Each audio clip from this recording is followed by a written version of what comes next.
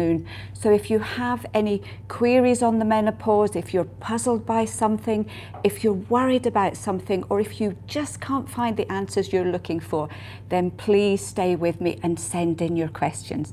Now, if you like my tips and advice, then please subscribe and remember to hit the bell icon so you can be notified of my new videos each week. Now, I get hundreds of questions a month from menopausal ladies just like yourselves, and I get a whole range of questions.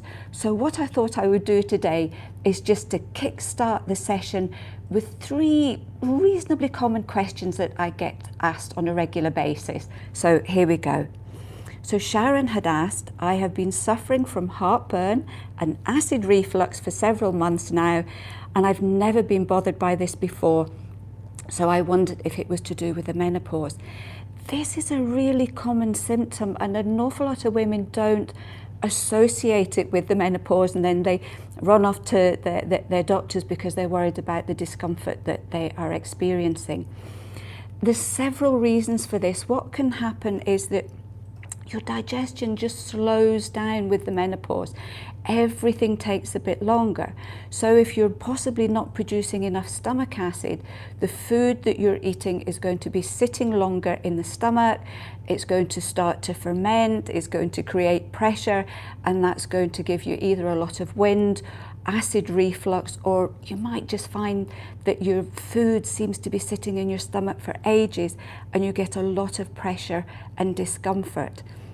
The other thing that can happen is that we're always stressed in the menopause. Our nervous system is pulled in whether we like it or not, and we can end up going into what's called flight or fight mode very, very quickly. So if you're in the middle of eating something or you're digesting something and this flight or fight kicks in, your digestion will literally switch off. And if you've still got food in the stomach, that's going to sit there and it's going to boil and bubble, and it's going to give you all that discomfort. Now, what you can do to help with this, several things. Chew really slowly. We're always on the go, and a lot of you are probably eating at your desk at work, or you're eating on the run, and this is not going to help your stomach. So it's really important to sit down properly, chew your food really well. The more efficiently you chew your food in the mouth, the less work your stomach is going to have. We also have a lovely remedy called Centurium, which is traditionally used to help with stomach digestion, and that's something that you can try if you feel that you're getting this on a regular basis. Other digestive problems can also appear during the menopause, so it's not just a question of digestion. A lot of women find that they get bloating, they get a lot of wind, they might get stomach cramping, they might end up getting constipated, or they might find that their bowels are really sluggish. Instead of going regularly, you might find that you're only going maybe once every 2 or every 3 days. Again, this is all to do with your digestion slowing down, and it's to do with the stress.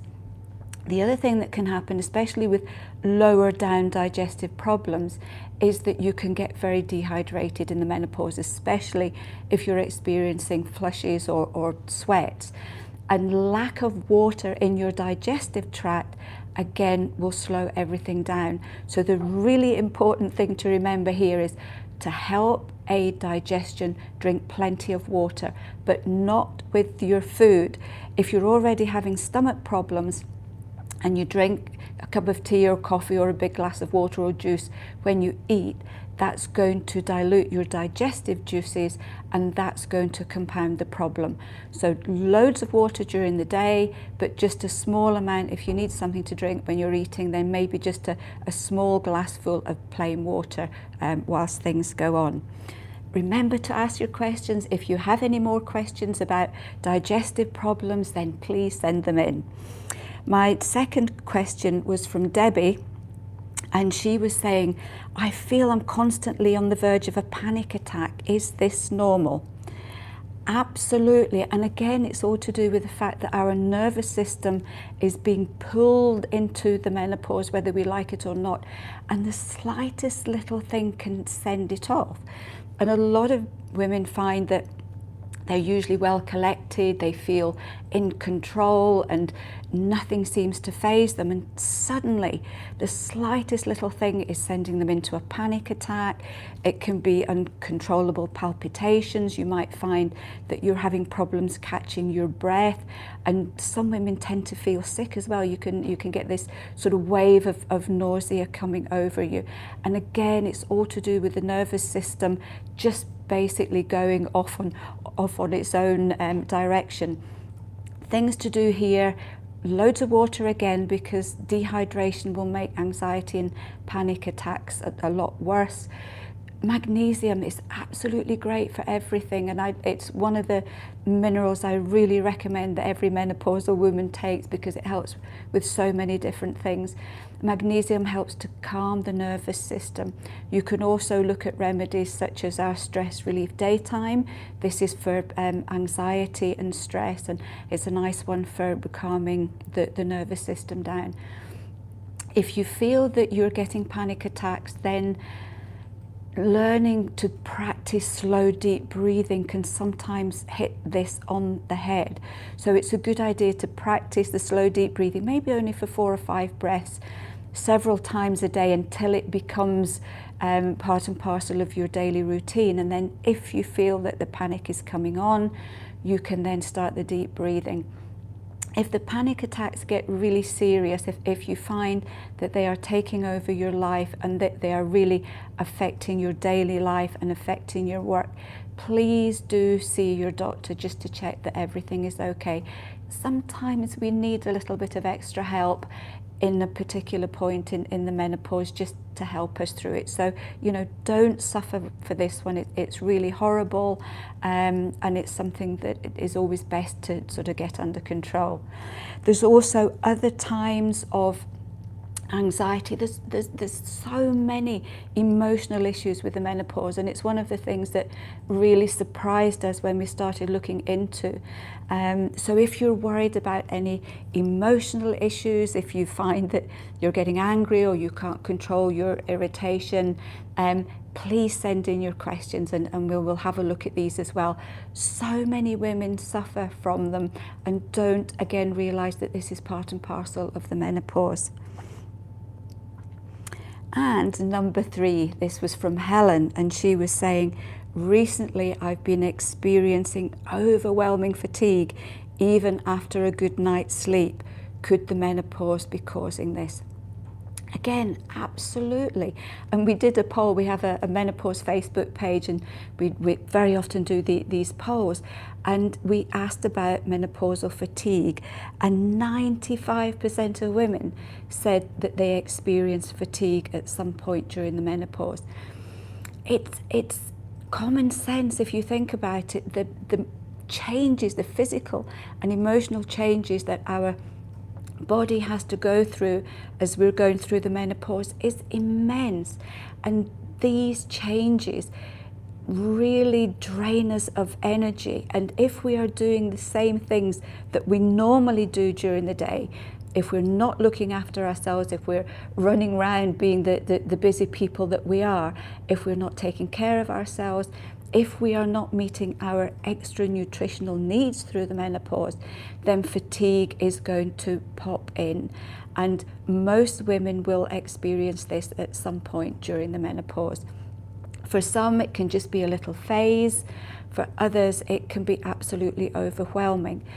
So if you're getting to the point where you are feeling fatigue every single day, if you find that even after a good night's sleep, you're waking up and you just don't even want to get out of bed, if it's affecting your work, if it's affecting your exercise, then this is something that you really need to look into. It could be other health issues. Don't blame everything on the menopause, because other health issues can creep in round about menopausal age and cause symptoms that are practically identical. So the one thing here, if the fatigue is getting out of hand, if you can't sort it, then please pop along to your doctor.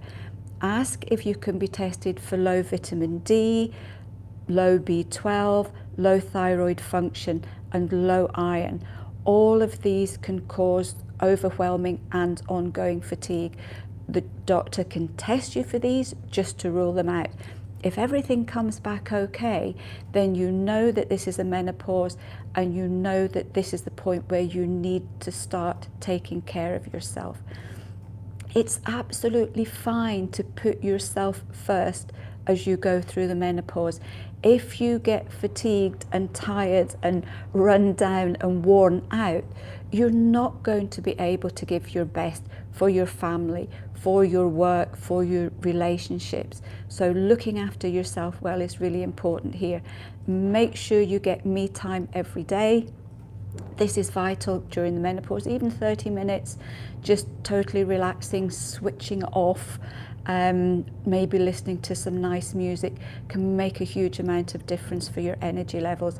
Watch your diet, make sure you're getting plenty of good protein to help give you all the necessary energy, good healthy fats as well on a daily basis for your diet.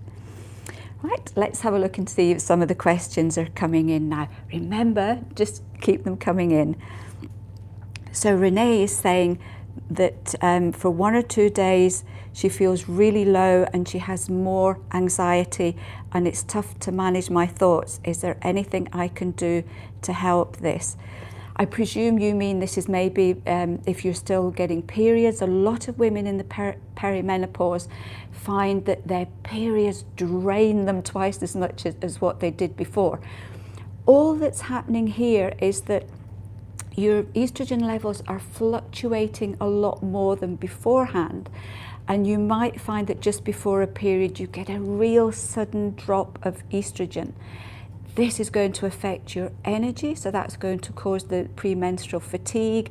It's also going to cause the low mood, it's going to cause the anxiety, and it's just going to make you feel really sort of run down and tired, and also maybe a little bit weepy. Main thing here to do is to try the magnesium. This is great. We know that falling estrogen can affect your absorption of magnesium, and that will also affect the mood. So a really good magnesium supplement that you would take every day can really help. The few days, if you're still getting periods and you're getting to the point where you think, uh-oh, everything's starting again, this is where you just look after yourself that little bit better. Remember to eat well, because low blood sugars, if you go a long time without eating and drinking anything, then that can compound the problem. But very often you'll find that just being a little bit more careful with yourself at this particular point and taking a magnesium can make a huge amount of difference.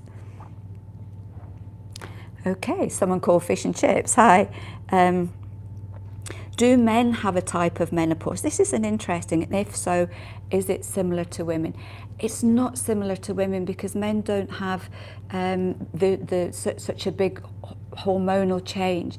But for men, round about the same age, their testosterone levels can start to decrease, and for some men that will affect their energy, it will affect their mood, and it can also, for a lot of men, lower testosterone can have quite an emotional effect. They might find that they're not so manly, not so masculine anymore, and it can have quite a big impact on their self-esteem. So if you're going through the menopause and your man's having a few issues as well, then it's quite possible that there's something going on there. But for men, there could be other issues as well. Again, it could be things like low iron or low thyroid function, low vitamin D. It is a really common one in the UK now and can cause all sorts of problems. So men tend not to have it as bad as us, but it's still important that they get their health checked out as well. Eliza says, I'm still having periods at 52. I keep having dizzy spells, and I'm waiting for the GP appointment to check it out, but could it be perimenopausal? Yes, you can start to experience menopausal symptoms whilst you're still having regular periods. Again, what tends to be happening is that your hormones are starting to change very minutely, but those little changes can be enough to give you the menopausal symptoms.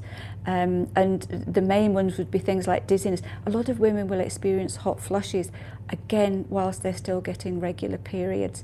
But it is important to check things out. So well done for getting this done. Dizziness is a really common symptom. It can be caused by low blood pressure, so this is something that should always be checked out. It could be dehydration. Are you drinking enough water every day? It could be low blood sugars. Again, check these simple things out, because dehydration, not eating enough, or having big gaps in between meals can cause a dizziness. And I know for me, it wasn't so much the dizziness, but if I went too long without eating anything, I would get so irritable and crabby and very unreasonable. So I'd learned that my moods could be affected quite dramatically if I didn't eat properly and on time. So this is one, good meals and good snacks is really very, very important. Hopefully the doctor will do all these tests for you, and you'll get everything sorted out for that.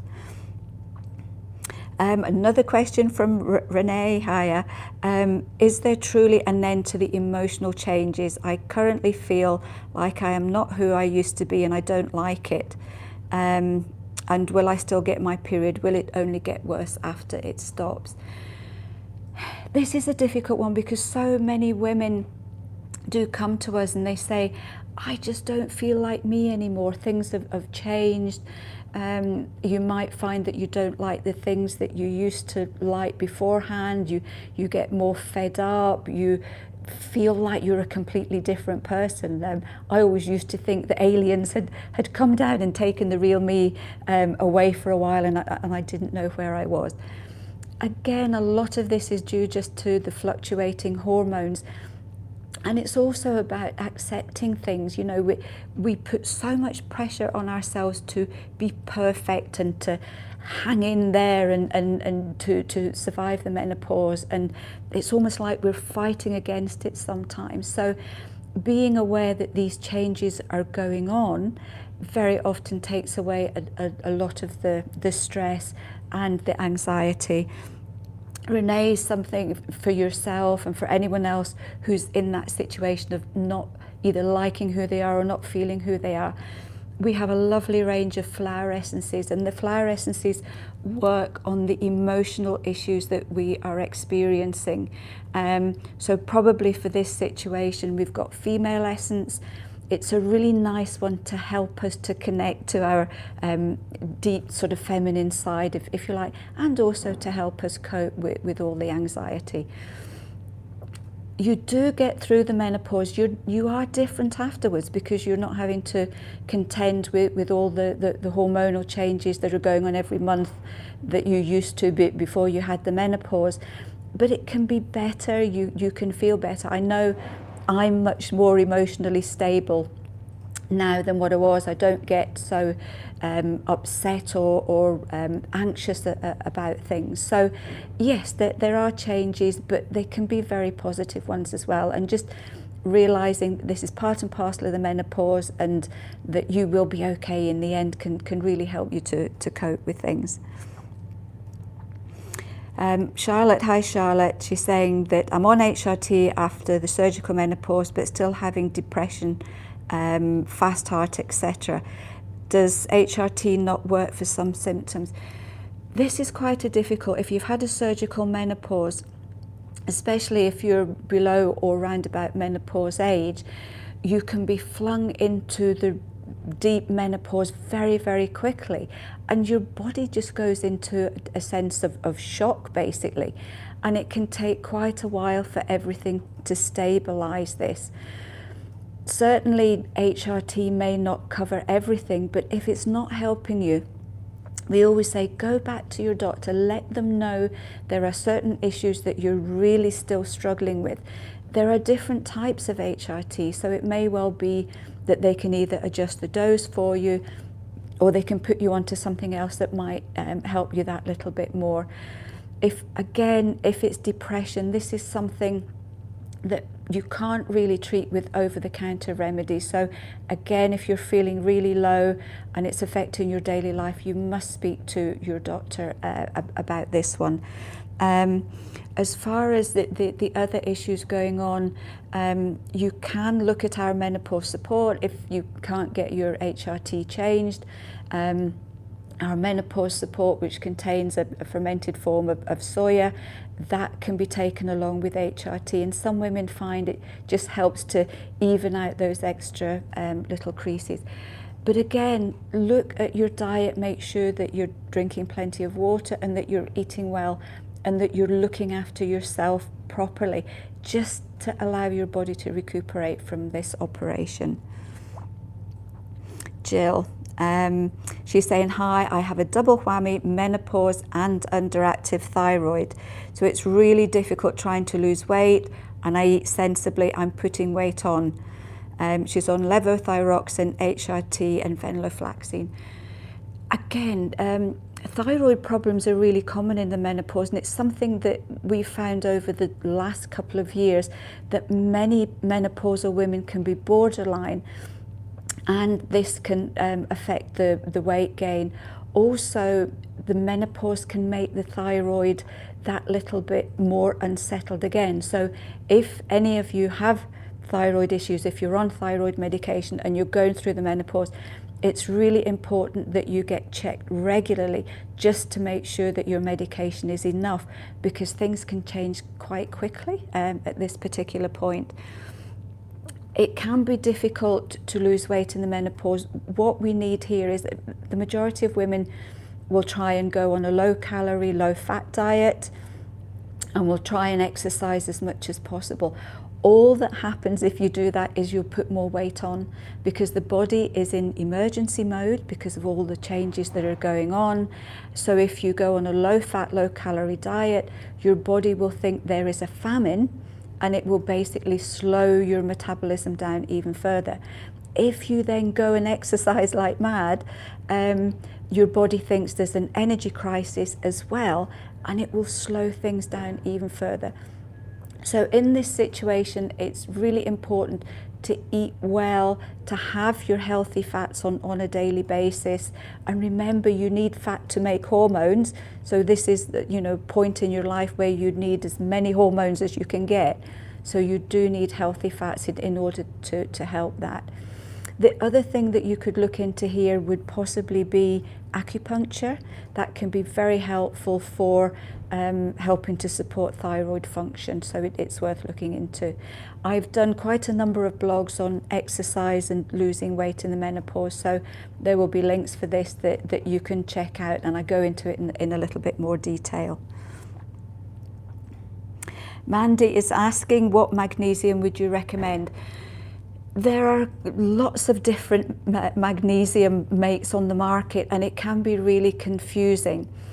I tend to recommend magnesium citrate. It's a middle of the road one. It's quite easy to get, but for a number of women it can really upset their bowels. They can end up getting diarrhea, or you can find that you're running to the toilet a lot more often. So the other forms of magnesium that can be really helpful here, but are slightly more difficult to find, they're called amino acid chelated magnesium. So it's things like magnesium taurate, magnesium glycinate. These tend to be the best absorbed ones, but they are more expensive, and as I say, sometimes they're not quite so easy to come by. It's really just a question of trying the magnesium. If you find that after taking it for a couple of days you're running to the toilet that little bit more, it just means that you're taking too much, and you might need to just decrease the dose that little bit, or split it up and take it maybe a couple of times a day. Always remember to take magnesium with food. You need plenty of digestive juices in order to break the tablets down, or you can look at some of these powdered ones, can be really helpful. Some women prefer them because you just dilute them in a little bit of water.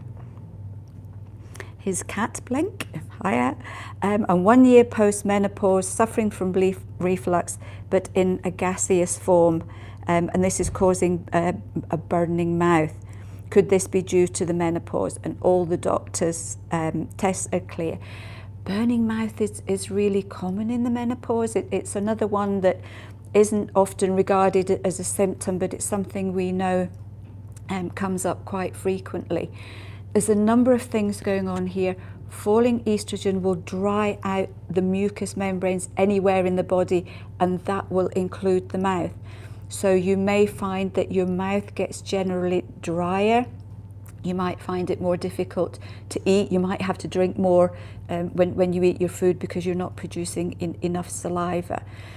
For things like that, for burning mouth also often indicates low zinc. So you might find taking a zinc supplement, maybe 15 milligrams a day, can be really helpful for this. Burning mouth is also associated with a stressed liver, so you could maybe look at doing some gentle liver work for a month. Again, we've got a plan that you can download and try if you want to. The other supplement is sea buckthorn oil. That can be really good for burning mouth and for dry mouth. Other thing here is, do get this checked out by your dentist, because you can get blocked salivary ducts that can be part of the problem, and they can check this out for you. Tracy, hi Tracy. She says, hi, I'm 46 and my periods have become lighter and shorter, and all tests at the doctor say I'm not going through the menopause, but I seem to have a lot of symptoms. The problem here is that if you're still getting periods, even if you're only getting them very infrequently, you're still having some kind of hormonal cycle. And depending on when you get the tests done, if they're done on a day when your hormone levels are high, then the test is going to come back that you're not in the menopause. So the tests, especially at this point, tend to be very inconclusive. You are just in the average age. So the average age for the menopause is 45 to 55. So if your periods are starting to tail off and get lighter, that's usually a really good indication that you are approaching the menopause. And sometimes all you can do is just be aware of the age group that you're in, the symptoms you're experiencing, and that can just be a good indication that you're in the perimenopause. What you would do here, Tracy, is just keep a good diary of the symptoms that you're getting, see if they're still coming regularly, keep an eye on your periods. You might find that they really start to tail off, and once they start to miss, then that's normally an even bigger indication that you are approaching the menopause itself. We've got Grace. Hi Grace. I'm 55 and going through post-menopause, but I'm having a lot of spin heads, so I presume you're maybe getting spinning or dizziness, a lot of bloating and a lot of acne. Skin conditions again can appear in the menopause and post-menopause. It can be due to a lot to hormonal changes that are going on. Grace, for the dizziness, if you're getting dizziness or spinning, really important to get that checked out by your doctor in case it's anything to do with low blood pressure. There's also a possibility that there could be some kind of ear infection going on that you might not necessarily be aware of. So get that checked out to start with. Look at your meals. Are you eating regularly? Are you drinking plenty of water? Because that's all part and parcel of this condition as well. Bloating, the digestion is slowing down, but it could also be due to a lot of carbs. Your carbohydrate digestion tends to be less efficient as you're going through the menopause, and if you have quite a high carb diet, if your digestion is slowing down, then that will cause the bloating as well. So you may find that cutting the carbs right down will make a huge difference for the bloating.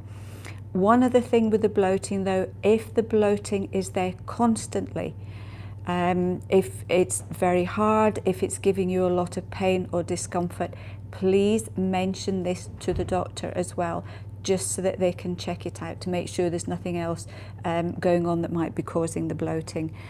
For skin conditions, again, it can be dehydration, it can be dry skin, maybe look at your sea buckthorn oil, maybe take a zinc supplement as well. That can be really good for the skin too. And here's Jean. Hi Jean. What about tinnitus? Any hormone relation? I know many people have this at all ages, but since my menopause started, I noticed some ringing. Yes, it can do. Again, it can be a number of issues going on. The mucous membranes in the ear, the nose and the throat can be affected. So it could be something to do with that. You might find, again, sea buckthorn oil can be a nice one. It can also be due to a change of posture. Our posture very often changes because our bones and joints change, and that can affect the circulation to the ears.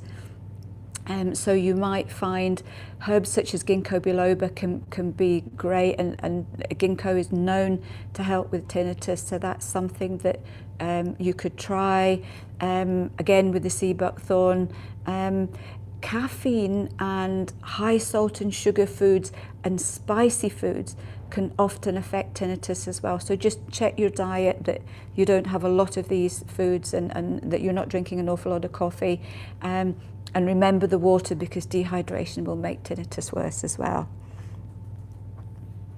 Marina has asked ringing in the ears too. So yes, again, it would be your ginkgo biloba and possibly the sea buckthorn. And Karen, hi, you're another one with the tinnitus. Get these things checked out by your doctor first of all, obviously, especially just to make sure that it's not anything to do with high blood pressure. But again, ginkgo biloba and the sea buckthorn and plenty of water hopefully will help with this one. Susan, hi Susan, I'm in the perimenopause and have severe fatigue, sweats, which she takes our menopause for. And she also takes the menopause support. What can you do for the fatigue? Just in case you missed the fatigue at the beginning, because I was talking about extreme fatigue, this is very often an indication that you're just doing too much and your body can't cope. The hormonal changes that are going on in the menopause are absolutely huge. That takes a great deal of energy. And so fatigue is very, very common in the menopause. Look at everything else that you're doing. If you're running about, if you're doing everything that you normally do and not allowing your body time to recuperate, then fatigue is going to set in. And if you keep going, and the number of women who say to me, I'm going to battle on through the fatigue, eventually your body will go, no, you're not. And the fatigue will get worse. And you know, I've seen women who've ended up with things like chronic fatigue syndrome because they haven't given themselves the time or the care just to allow their bodies to cope during the menopause. So, you know, treat fatigue really serious. It's not something to battle through. It's something to sort. And you may need to, you know, do some changes in your daily life just to make it that little bit better. Again, if you didn't hear at the beginning, get certain things checked out by your doctor: low iron, low thyroid function, low vitamin D and low B12, as these can all contribute to fatigue too. And if it's any of these, then these can be easily sorted, and that can make a huge amount of difference as well. So Joan is saying, sometimes I have no appetite to eat and sometimes my body starts to shake. I feel like I'm going mad and I'm taking evening primrose oil. I am going mad, I feel like I'm going mad. This is probably one of the most common phrases that I hear menopausal women say. You're not going mad. This is all to do with very real hormonal changes affecting you physically and affecting you emotionally and mentally as well. This is not in your head. There are real physiological changes going on that are making you feel like this. If you lose your appetite, then that's going to do several things. It's going to cause low blood sugars, and that is certainly going to cause possibly the shaking, because your body's not getting any energy from anywhere if you're not eating. The low food will not give your body the nutrients it needs. Your nutritional needs go up tremendously in the menopause, and if you're not eating enough, then your body's not going to get enough from the food to basically keep you standing up. So if you've lost your appetite, first of all, I would get this checked out by your doctor just to make sure there's nothing else going on here. You can't force yourself to eat, because it's, you know, if you don't feel like eating, that nothing can change that. But what you might find really helpful is to pop down to your local health food shop and get what's called a protein powder. What these do, these are really concentrated protein powders. They've got loads of vitamins and minerals and protein and a little bit of healthy fats in them. And just making a drink and having that as a drink once or twice a day will just possibly help you to feel that little bit better, just to stop all this shakiness going on. But again, with the shaking, just speak to your doctor about this as well to make sure that there's nothing else that's causing it. There could be another couple of issues here, and obviously if looking after yourself better and taking these protein drinks doesn't help, then just double check with this particular one. Karen is saying, I had a hysterectomy 9 weeks ago with ovaries removed and my symptoms were bad, so went on HRT 4 weeks ago. But at evening, night time, I'm so restless. I have awful joint aches. Is there anything else? Again, as I mentioned before, this type of operation is a huge one. Your body's basically put into a state of shock to start with, and it's going to take a while to recuperate. And you know, so many women in this situation, they jump straight back into daily life without giving their bodies a second thought. So it's really important to look after yourself well and to give yourself plenty of time to recuperate from this. Joint aches and pains are really common. Plenty of water here, because dehydration is a big issue. A sudden loss of estrogen will affect your body's ability to keep itself hydrated. So your joints can get really dehydrated, and that will cause inflammation and pain. Loads of water, a good fish oil supplement will help to keep the joints well lubricated. And you can look at herbs such as our atrasan, which is traditionally used for joint aches and pains. If you're feeling agitated in the evening, very often that's your nervous system is still revving up. You might find the stress relief daytime very helpful, and I would probably add in a magnesium supplement as well, just to help with supporting the joints and your mood and your nervous system. Susan is asking, do I need magnesium if I take the menopause support? I still feel anxious in the morning and during the day. For those of you that don't know, we have a product called Menopause Support, which has a form of fermented soya in it. It has magnesium, it has vervain, and it has hibiscus in it. And this, we recommend this for all the sort of general and more common menopause symptoms.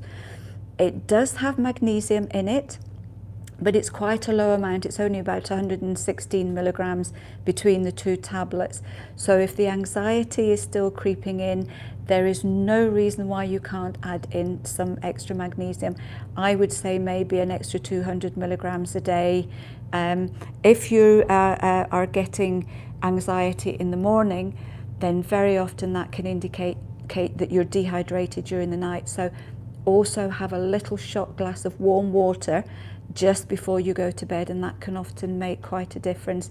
And I would probably take the extra magnesium with your evening meal just to help your nervous system through the night that little bit better. Right, we've loads of questions, so thank you all for sending them in. Jennifer is saying, I'm suffering from hot flushes and sweating in the night, and it's interfering with my sleep.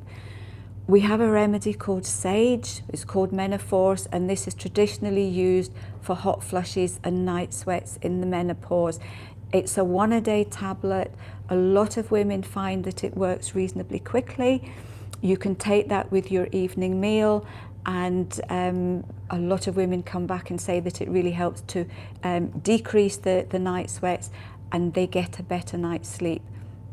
The other really important thing here is that dehydration, sweats and flushes will dehydrate you very quickly, and dehydration will affect the nervous system, and that will interfere with your sleep as well. So loads of water during the day, and again a little shot glass of warm water just before you go to bed can make a huge amount of difference, and hopefully that will sort things out for you.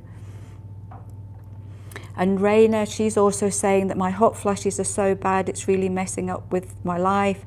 I'm having a flush about every 15 minutes during the day and the night. Again, you might find sage very helpful in this situation. The other thing with sweats is it can be due to your nervous system really overfiring. So if you find that you're getting anxiety, if you're not sleeping well, that can all be part and parcel of this scenario. Severe flushes and sweats can also indicate low vitamin D, so please get this checked out by your doctor. Severe flushes as well can often respond really well to acupuncture, so it's worth looking into. And again, if you can find a practitioner who specialises in women's health, it can really make a huge difference for you. And Rekha is saying, is it common that the stomach gets bloated, it gets increase in size, you're also experiencing dizziness during your period, and you've got thyroid problems as well, and your periods look like they're coming closer together, and you've got fibroids too. This is quite a complex picture.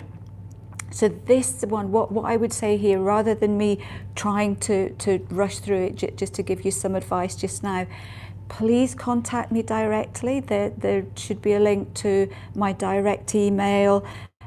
Just say that you're on live chat and you've got a few issues you would like help with. Just give me all your symptoms again, and I can look through it in a little bit more detail, and hopefully we can give you some pointers that will help you out with this one. Judith, I have noticed I have more heartburn. Is that normal? I am diabetic type 2 and asthmatic. Again, if you missed that at the beginning, heartburn is really, really common in the menopause. So again, chew everything really well, take your time eating. We have a remedy called Centurium, which is recommended for heartburn and acid reflux.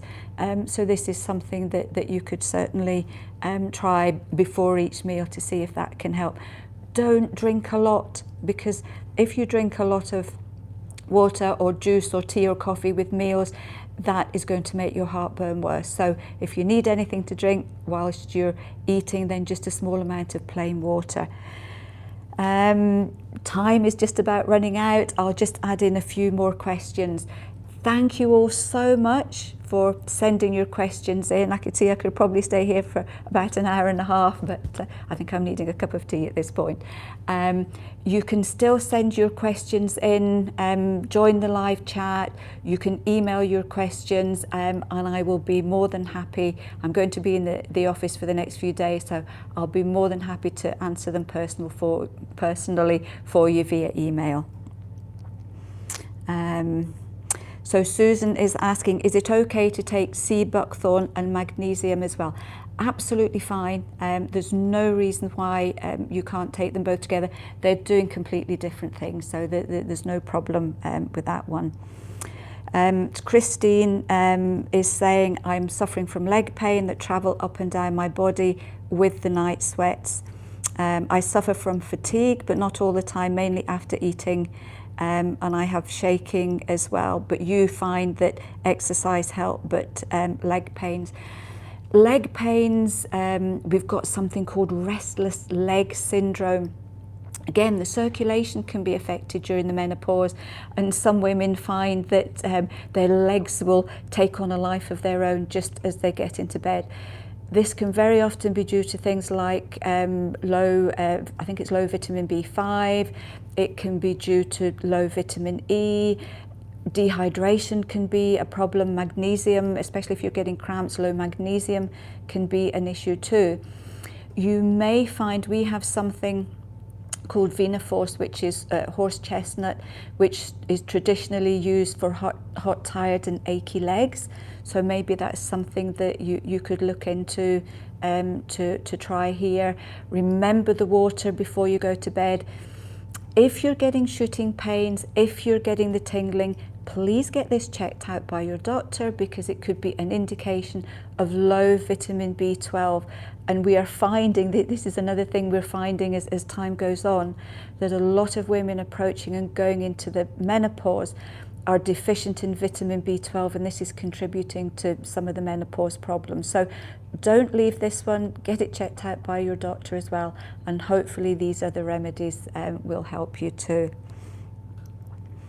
Right, we've got one more question, and then I am going to have to go. Oh, we've got two more questions.